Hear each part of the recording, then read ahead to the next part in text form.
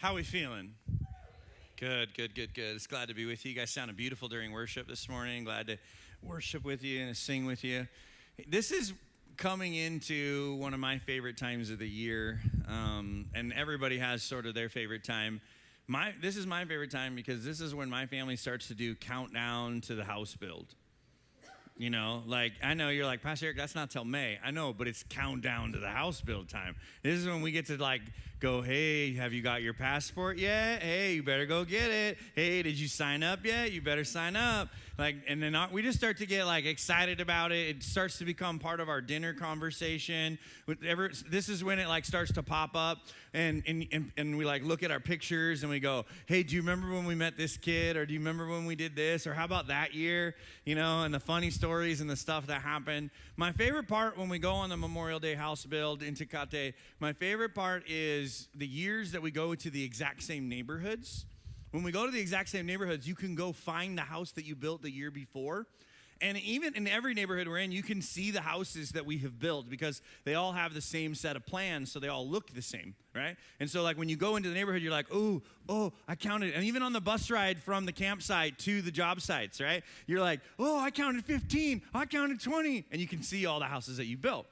The second year that we went, me and the kids, we kind of had a feeling we were in the same neighborhood. It felt very similar, and you could get kind of turned around and lost a little bit, but we felt like we were in the same neighborhood. And then one of the kids said, I think the house we built last year is 2 streets over and about a block down. And so at lunch, we grabbed our sack lunches, and we headed 2 streets over and about 5 houses down, and we found the house that we built the year before. And the family was there, the mom and some of the kids, and we, like, knocked on the door. She came out. We talked for a little while, and it was awesome. My favorite part, though, was as I looked at the house, I was really, at first, I was just excited to be there and see everybody and, like, hey, high fives, you know, and then they were so happy to see us. And then I looked at the house, and they had added a second story to the house that we had built.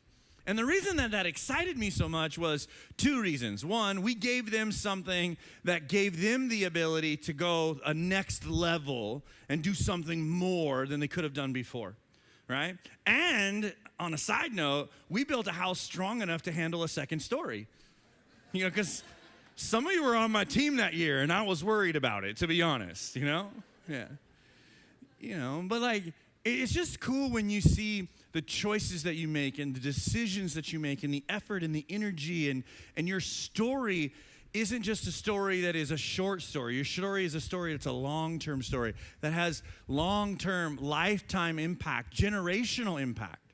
Those kids that are growing up in that house will have a different life experience than their mother and father did, who grew up in a house of pallets stacked together with a tarp on top. Right? They'll know what safety feels like, to go to bed at night and not have to worry. They'll know what having food in your bellies looks like because mom and dad aren't trying to have to scrounge up enough money to fix the leaking roof anymore. They'll know what it feels like to have someone care for them and love them and be there for them.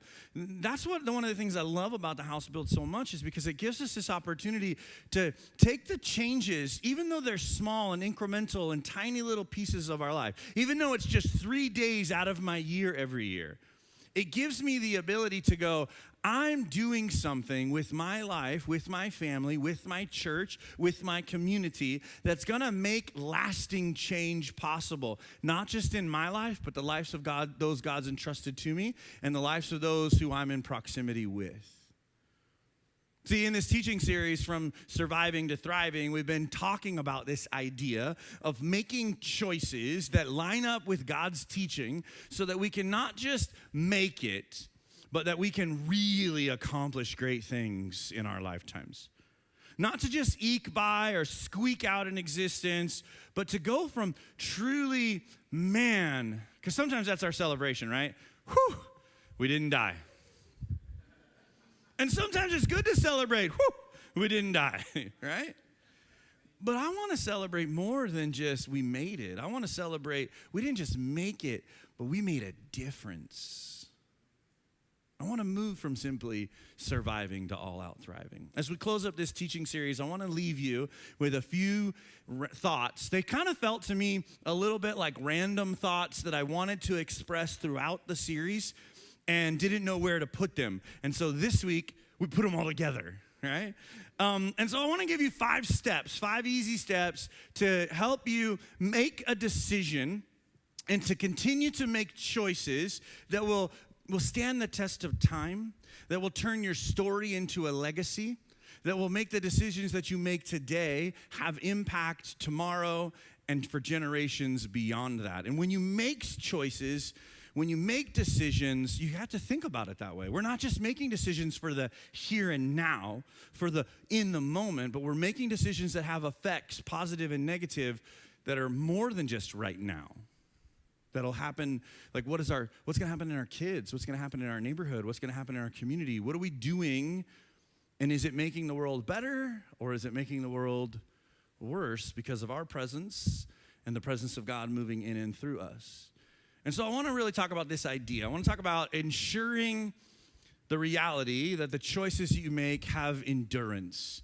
How do I make sure that decisions I make here and now are decisions that have the ability to stand the test of time? This is the time of year where most people have completely given up on their, New Year's resolutions. Like if we could just be honest, right? Anybody, right? Already blown, this is me raising my hand, already blown your New Year's resolutions for this year? Raise them high if you have already totally dropped the ball, right? Okay, you can put them down. How many guys are on it and you've stayed true to your New Year's resolution so far? Oh, really? Okay. How many of you didn't make one because you knew you would blow it? See what I'm saying? Right? So instead of even making decisions to better ourselves, we've learned that we have such bad behavior and so poor at making good choices that we just don't make plans to make better choices. We don't even make decisions to endure. We just make decisions to just barely make it. And yet we say these things to our toddlers. Are you making a good choice right now or a bad choice right now? And you know what your toddler's thinking when you ask them that question? If I knew how to make good choices, woman, we wouldn't be having this conversation. Well, maybe not in so many words, right? Like if I knew how to do it, don't you think I already would? And that's why it's important for us as Christ followers together, for us to understand something about who we're becoming and how we're behaving and what we're believing, because what we believe shapes who we become, and what we're becoming shapes how we behave. It's important for us, as we make these decisions, they aren't just choices. They're choices that have impact on generations that come after us.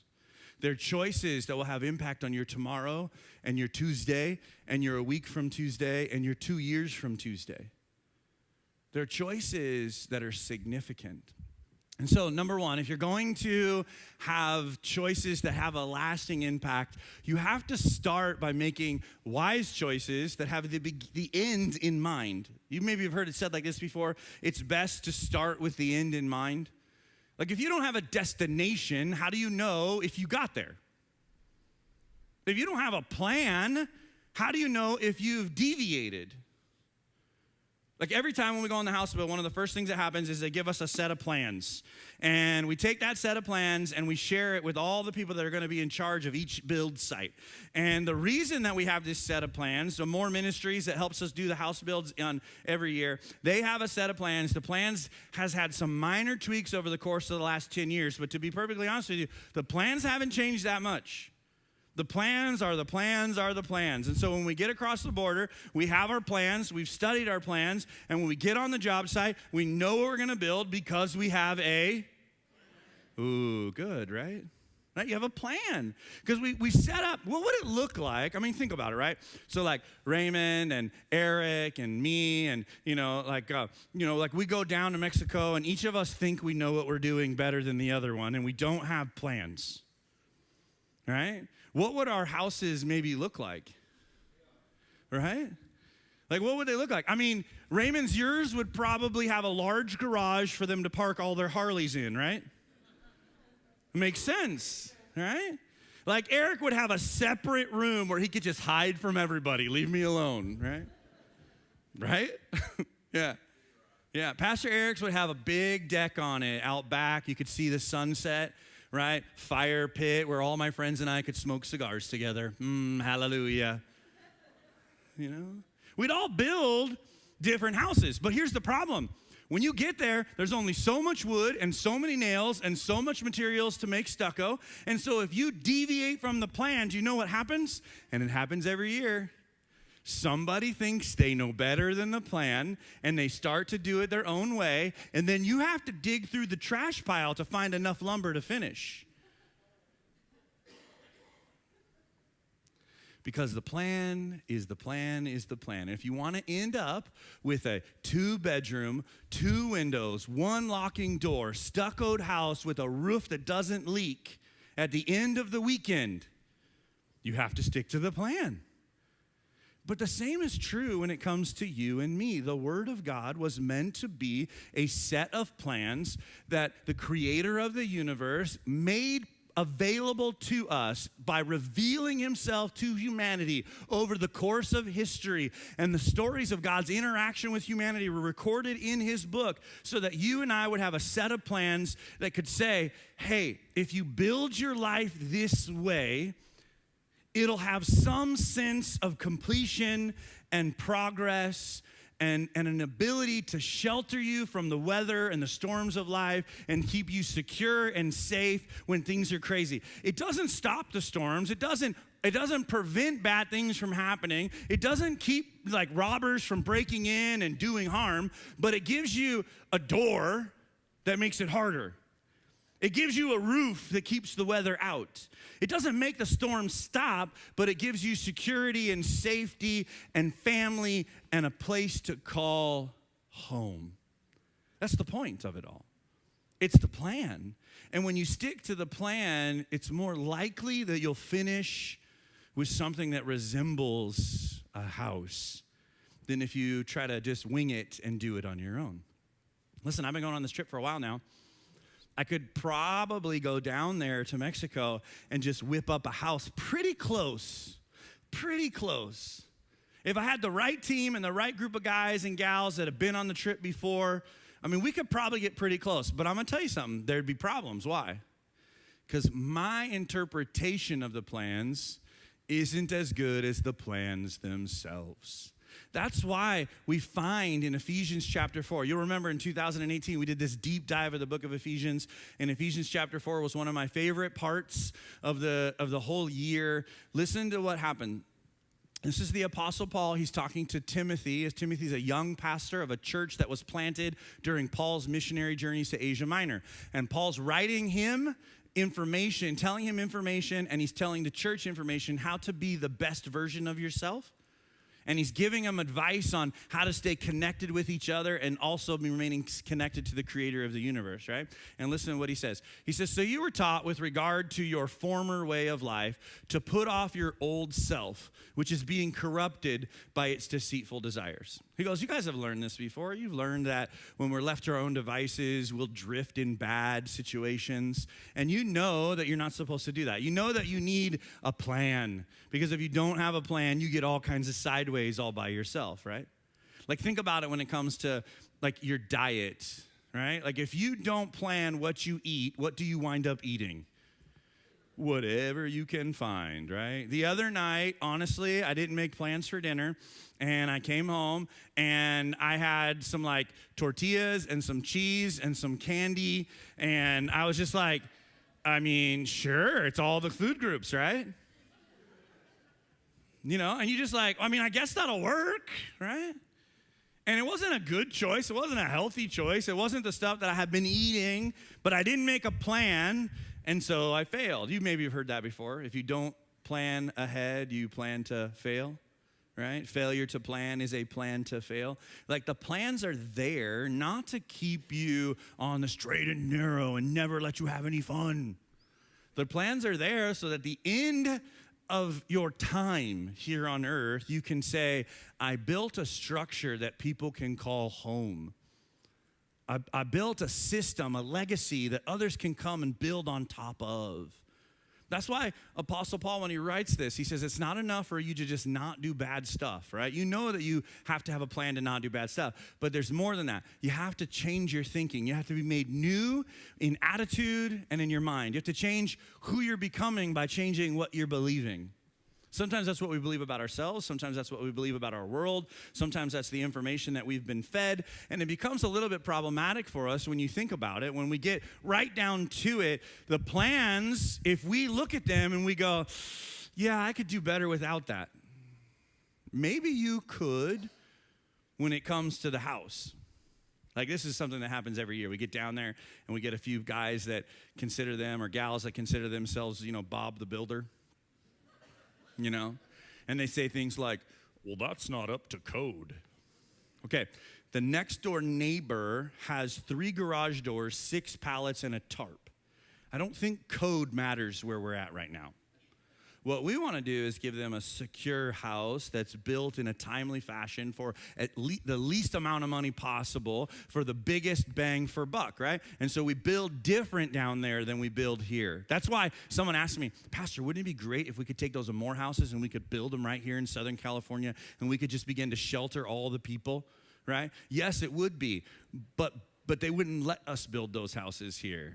They would have all these hoops we'd have to jump through, and a house that costs about $1,000 for us to build in Mexico would cost about $80,000 for whatever reason to build here. It'd be ridiculous, right?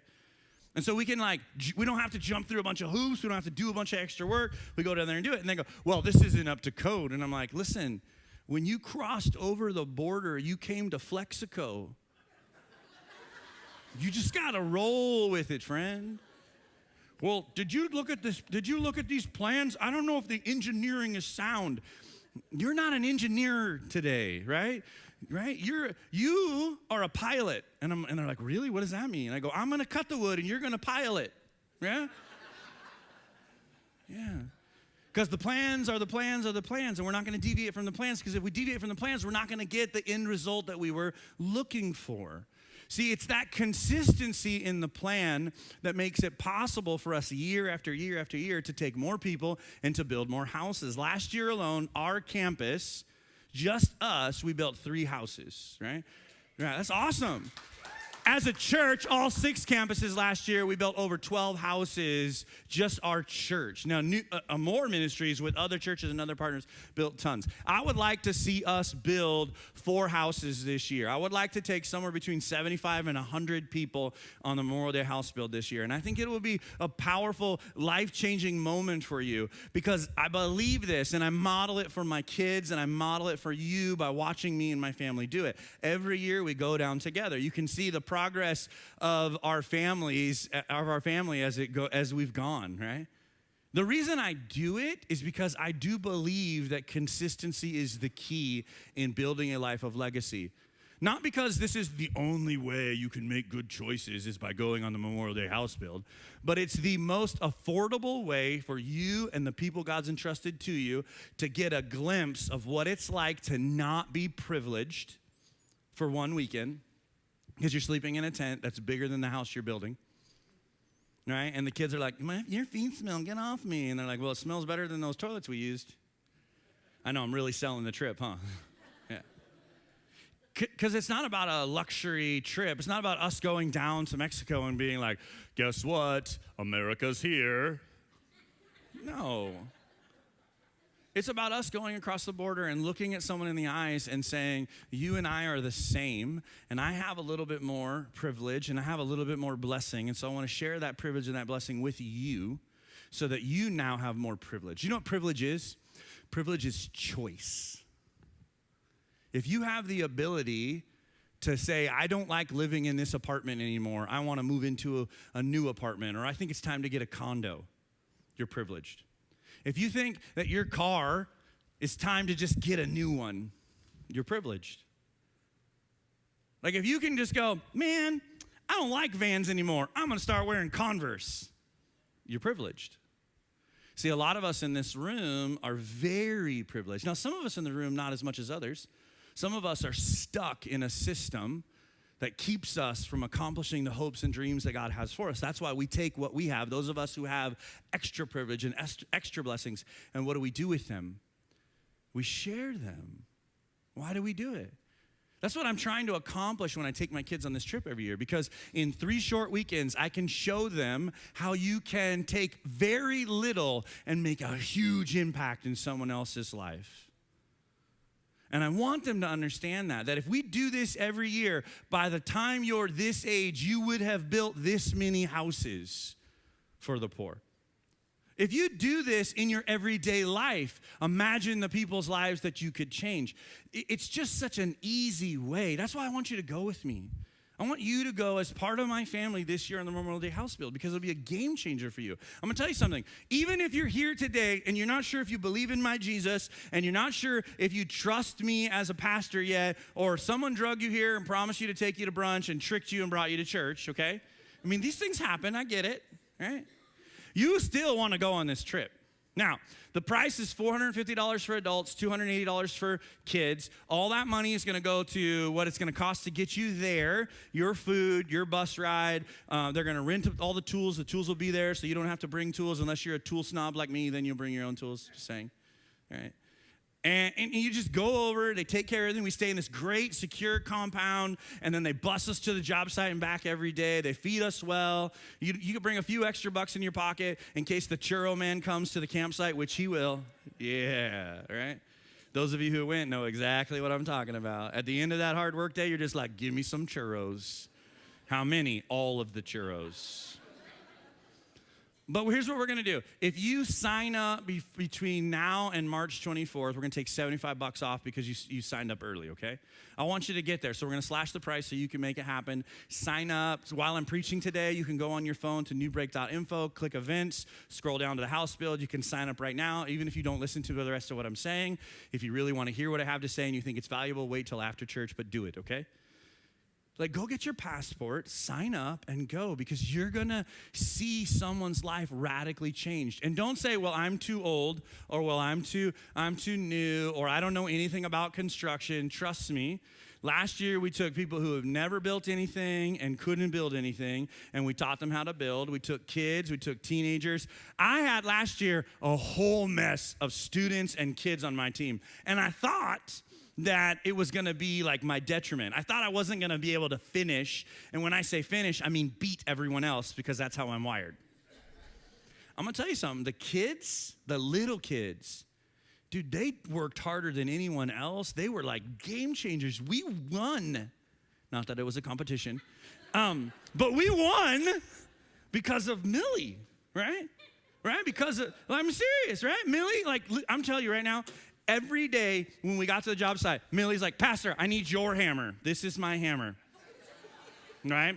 Millie got tall this year. Millie was not tall last year. Millie took my hammer. It was like half the size of her. And she's like, bam, bam. And she just went after it. Why? Because she saw that she could do something with her hands to change the world that day. Why? Because her mom modeled it for her. Because her brothers and sisters modeled it for her.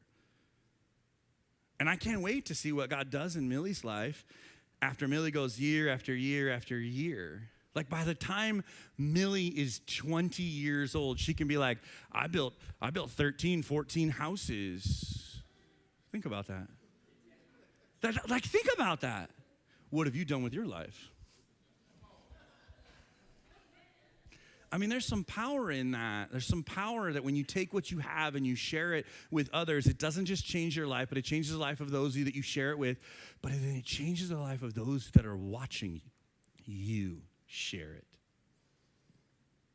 That's why I want you to go, because you're going to experience huge life change.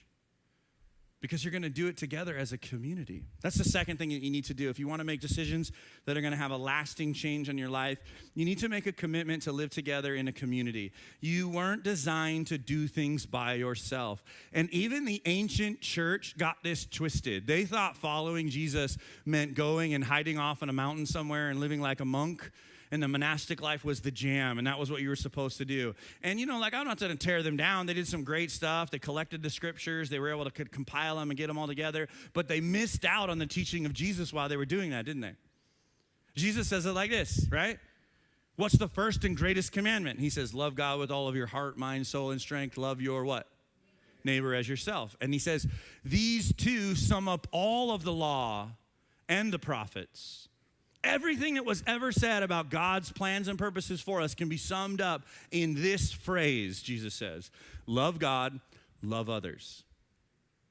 And so when you eject from life, when you isolate when things are hard, when you go, I can't do this by myself because I don't want anyone to know that I'm struggling or that I'm weak or that I can't make it.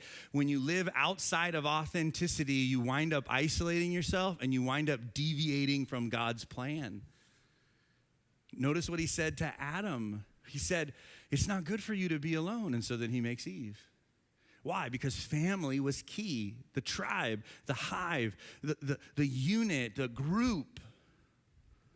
It's so powerful. It's so important for us to commit to that. That's why and to me, it's so important. We put it right in our mission statement, the purpose of what we're trying to accomplish as a church, connecting people with God through authentic relationships so that we can serve the community. It's important because it's God's plans and purposes. The author of Hebrews says it best when he says it like this. He says that we might spur one another on towards love and good deeds. That we could be as creative as possible in encouraging one another to do amazing and powerful things in the name of God. Too many things have been done in the name of God that aren't amazing and powerful in this world. We talk about the gospel, right? The good news. And too many times people in the name of church have turned the good news into bad news. And we're just not going to do that as his people. We're going to work every day to keep the good news the good news. We're going to work as hard as we can. Now, we're going to get it wrong, and we're going to mess up, and we're going to do stupid things.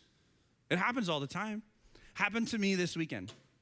We were passing out food on Friday, and this guy didn't like that we were telling people about Jesus as we were passing out food. And so it was the end of the day, and we were all cleaned up, and me and my buddy were in the back, and we're standing out there, and this guy rolls up, and he's hot and heavy. You know, he's going to tell us that we need to change our program, and we just met. We don't know him. He doesn't know us, but it's wrong for us to tell people about Jesus while they're standing in line. Leave us alone. We're here for the food. We're not here for your Jesus. And he's just, and he means well. He's trying to share his view of the world, but he doesn't understand the plans that God has in store for us as a community, right? And I'm going to be perfectly honest with you. If I could just peel back the layer and show you the reality, authenticity, right? My first reaction was who do you think you are? This is my house, right? And then my friend started sharing Jesus with him and started talking to him about God's love. And then I sat down and was like, you're an idiot. We're not going to always get it right, but that's why we need each other. This friend that's in my life, he's somebody that spurs me on towards love and good deeds, because left to my own devices, I was like, yo, you want to fight about it? I mean, if you leave me alone all by myself, because when we're left to our own devices and we deviate from the plan, what happens? Every year on the house build, somebody goes, I know how to do this better than what the plan says. Watch. And then somebody has to go, hey, whoa, that's not on the plans. This last year, somebody decided, and I let them, I shouldn't have. I wasn't paying attention to the plan. And they go, hey, can I put nailers in all of, and it's just nailers, a short piece of wood that you put between two longer pieces of wood. Can I put nailers all the way across the roof line because it'll make it easier to nail off when I get up there? And I was like, sure. I didn't look at the plans. I didn't consult. I just thought, well, this guy's a roofer. That's why he's on my team. He knows what he's doing. And so he put nailers all the way across. And here's what happened. So we didn't have enough 2x4s to finish everything. So we had to go find 2x4s, beg, borrow, and steal, dig through trash piles to get enough to finish. And we almost doubled the weight of the roof. We don't have a forklift or a crane in Mexico. So it's just the tall guys. And on my team, it was a tall girl. Right? It was me and Nathaniel and Dynasty, and then everybody else was kind of small. And we were trying to get this thing lifted up. We doubled the weight of the roof because we what? We deviated from the plan. We let our plans, we let our purposes, we let our thought processes get ahead of what we were supposed to do. And even in the name of making it better, we only made it worse because we deviated from the plan. Saying, go on a 3-day trip with me. The 5-day trip, those are for hardcore people who really are trying to make Jesus happy. It doesn't work that way. Doesn't work that way anyway, but if you feel like you have to give back real hard, go on a 5-day trip. But for the rest of us, just go on a 3-day trip with me. Last year we got to the job site, and the site itself wasn't necessarily all that level, and there was a spot on the pad on the foundation that wasn't level. And it turned out, we should have checked it better when we first got there. It turned out where the person who was going to be their home, the homeowner wanted their door, was where the pad was super unlevel. And so I had to undercut the bottom of the door like this much, right? And so while the door is still safe from bad guys, it is no longer safe from tiny little creatures because somebody didn't check the ground to be level.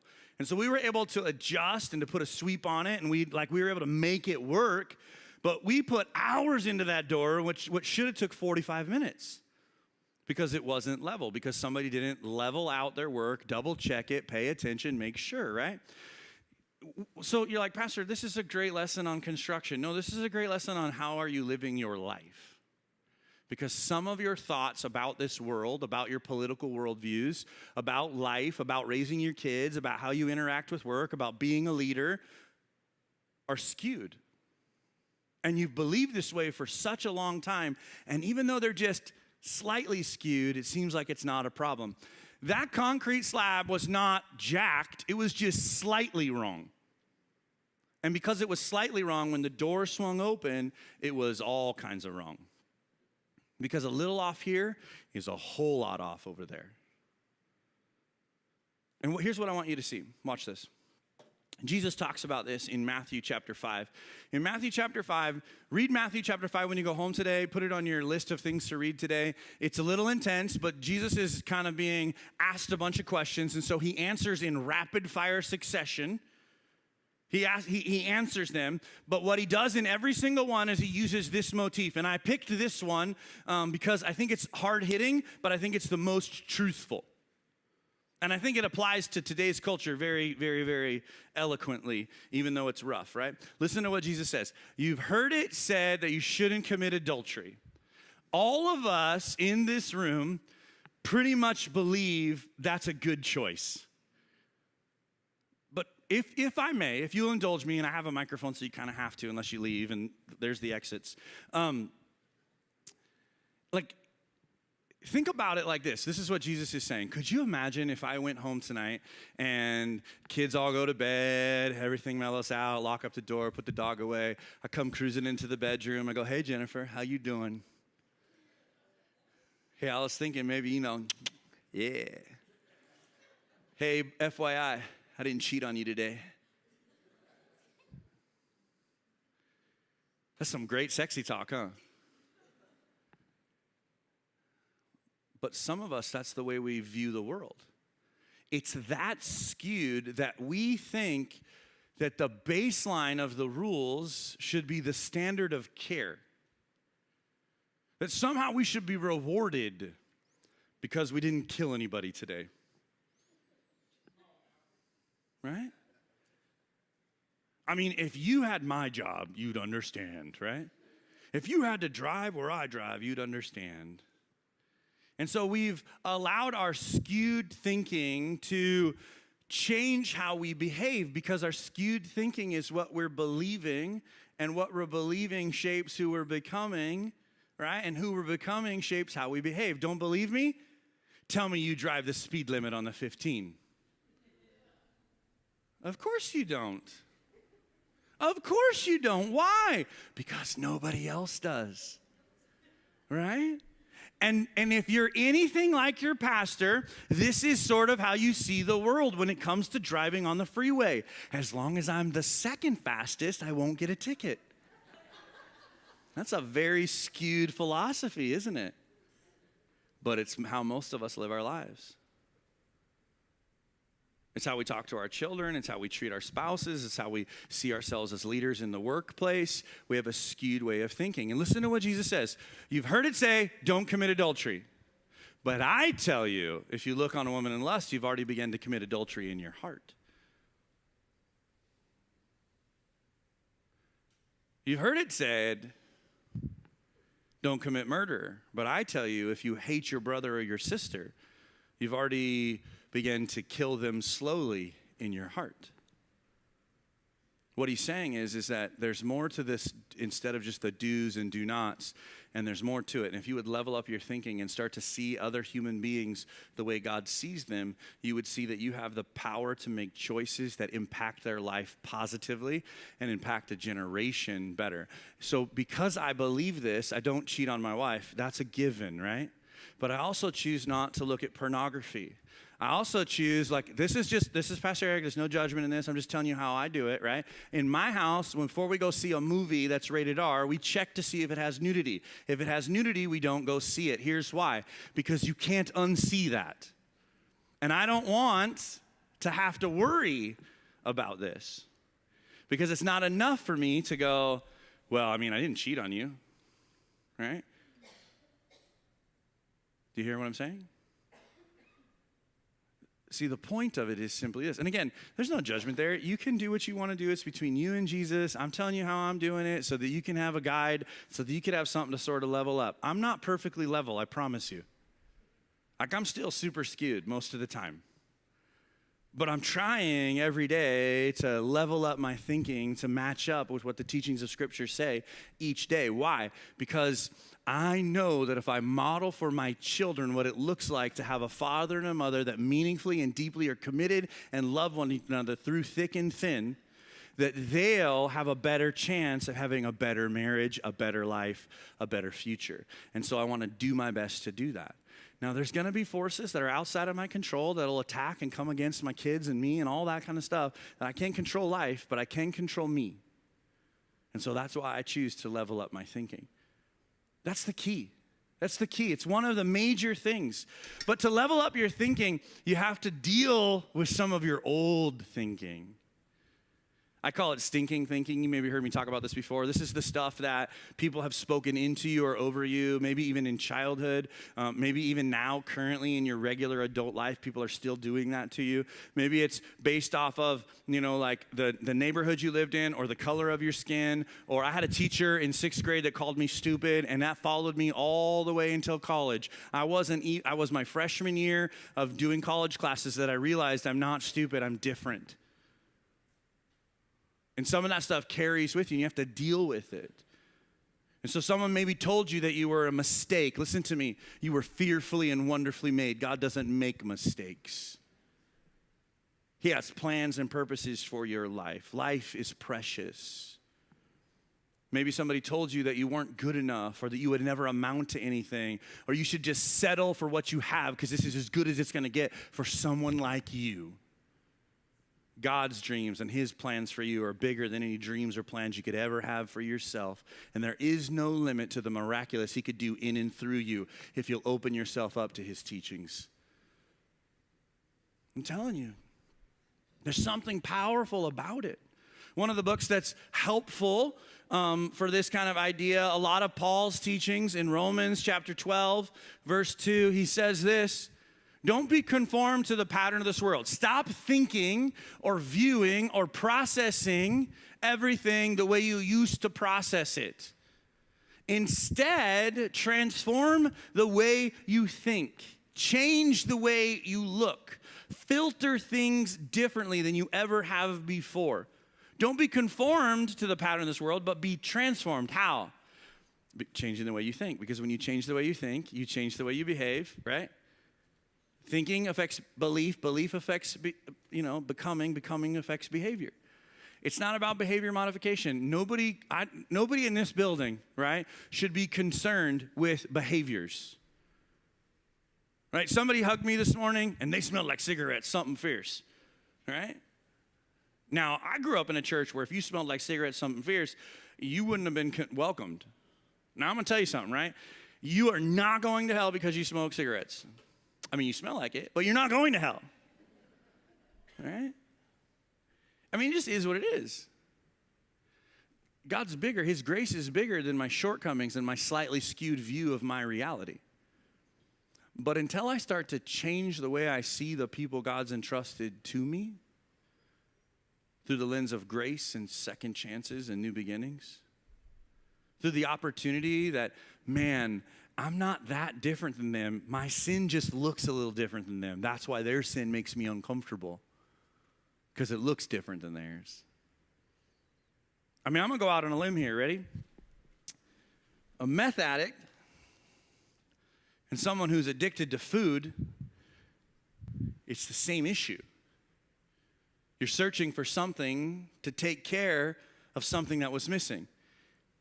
And it could be online shopping, and it could be a consistent diet of complaining to everyone. It could be an addiction to trying to double your money at the casino every pay period. Addiction is addiction is addiction, isn't it? There's a void. There's something I don't like about my life, and so I try to fix it with something else. Don't conform to the pattern of this world that thinks there's shortcomings and quick fixes and something that will make it better, but instead be transformed by changing the way you see yourself. I want to recommend this book. You know it's a good book because the author's name is Daniel Amen, and if your name's Amen, it must be, God's book, right? Just playing. Change your brain, change your life. It's good. It's a New York Times bestseller. I challenge you to find it, read it. It's an easy find. You could go on Amazon and get it, I'm sure, pretty quick.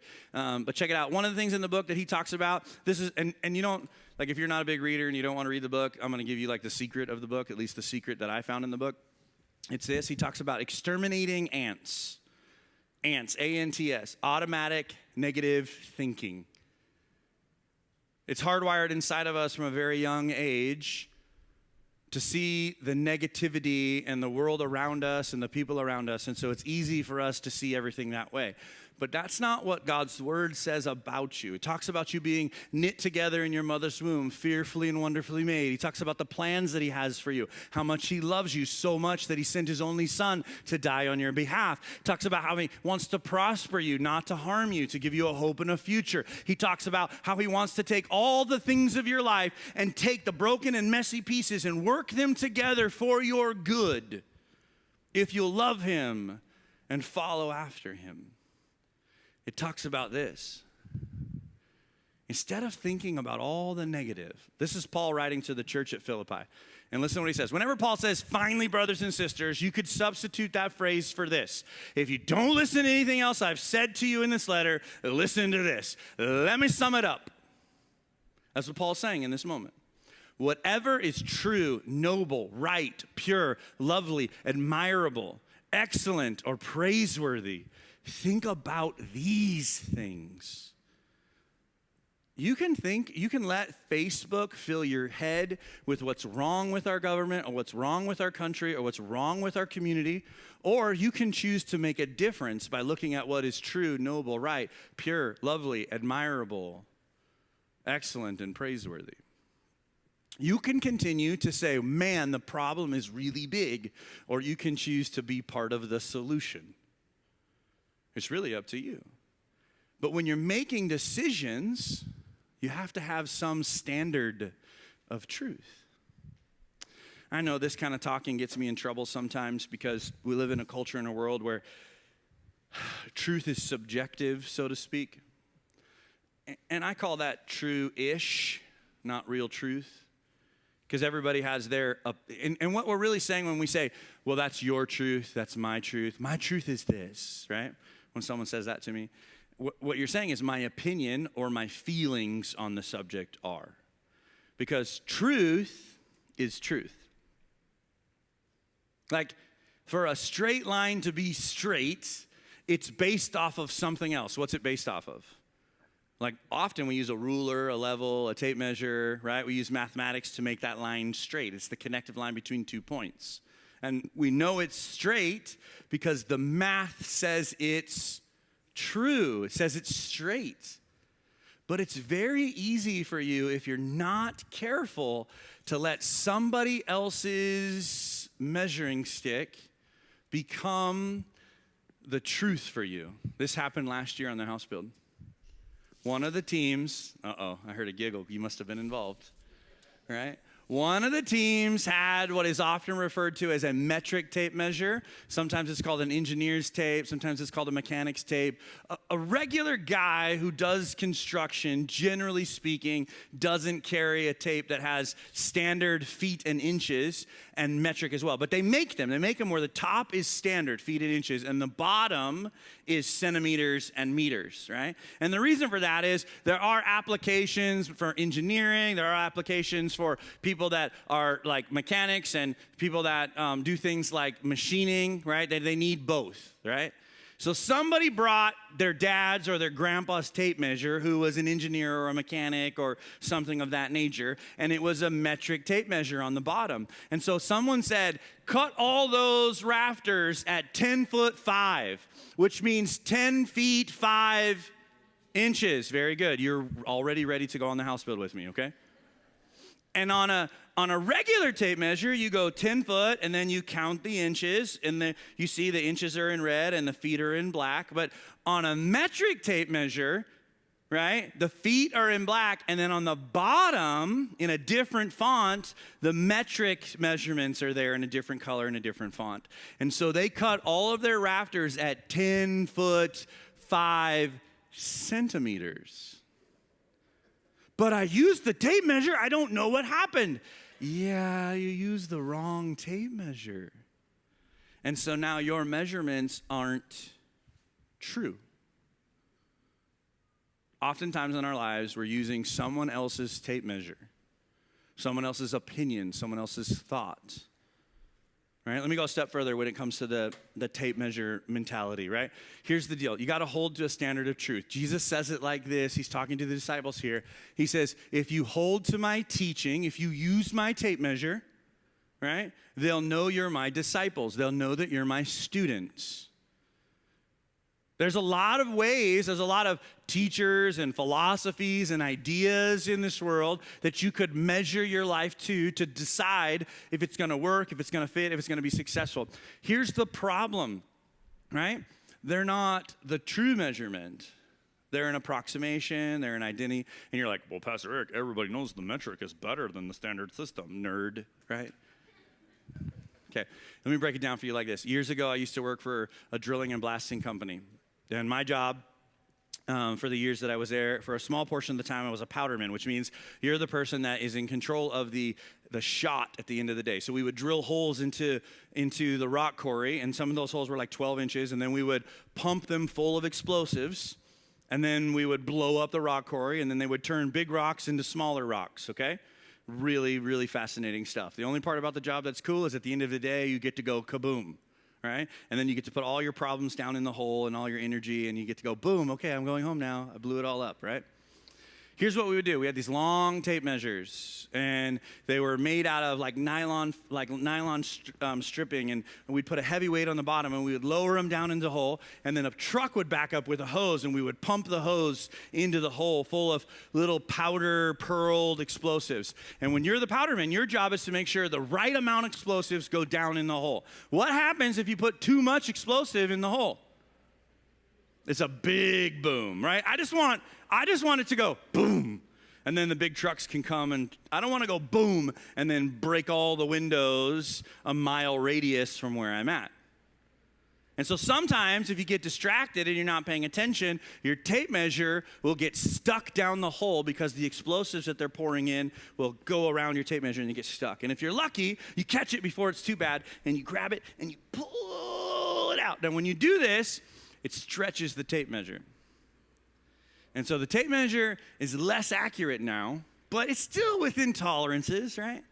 And then what happens is after a few times of you talking and jibber-jabbering and getting lazy, even though you're working with explosives, and you've gotten it stretched 3, 4, 5 times, right?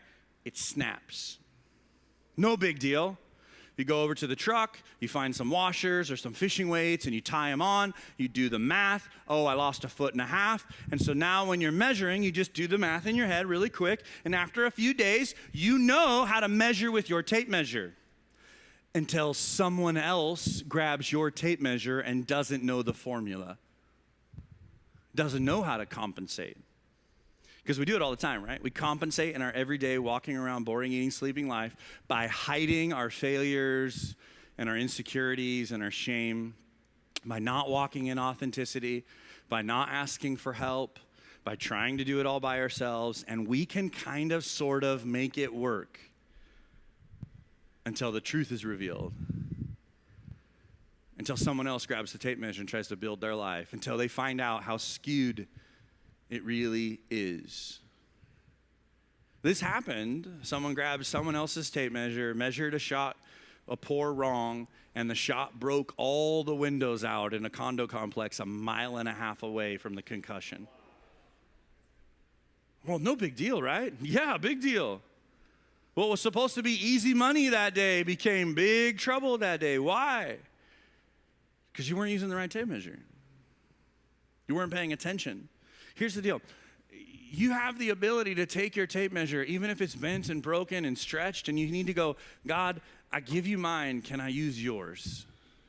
And he'll exchange your heart from the broken and shattered pieces and parts of it, and he'll give you a new heart, a brand new starting place, a second chance, a new beginning.